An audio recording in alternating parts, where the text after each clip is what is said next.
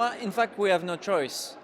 If climate change goes on and on without any reduction in emissions, any abatement, climate change will represent an increasing threat to poor people and their ability to escape poverty.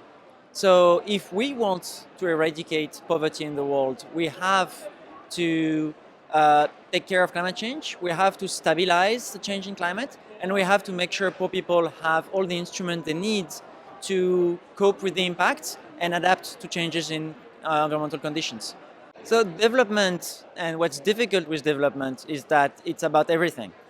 To eradicate poverty, to provide people with all the opportunities we want them to have, you need a strong private sector because the private sector is creating the jobs and the activities that you need.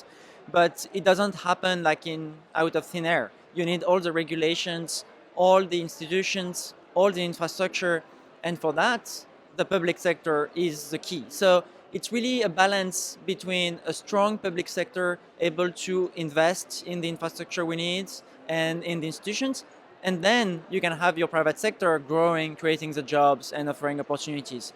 So it's always about making it possible for the private sector to grow and to respond and create the right incentives for the private sector to offer opportunities for poor people.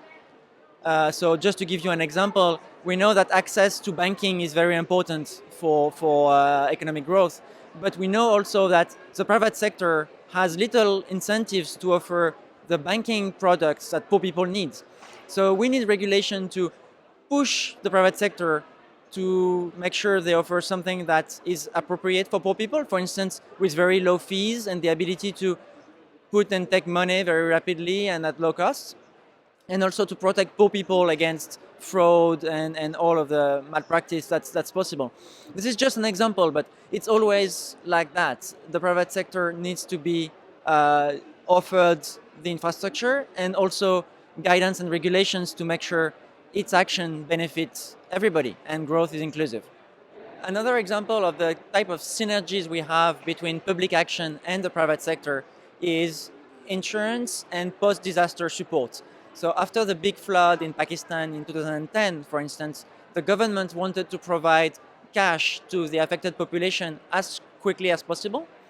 And the best way to do that was to use the existing network of private banks, making sure through debit cards, affected population could just go to their bank and get the cash in exchange. Instead of recreating a new infrastructure, having the government reinventing everything, the government partnered with private banks to make sure it could be very quick and that affected people had the money as rapidly as possible. For me, the biggest challenge of climate change is not to start from the environment, but to start from the end goal, poverty reduction and prosperity for everybody on this planet, and make climate change a way to achieve poverty reduction and prosperity. Not an end goal, a way.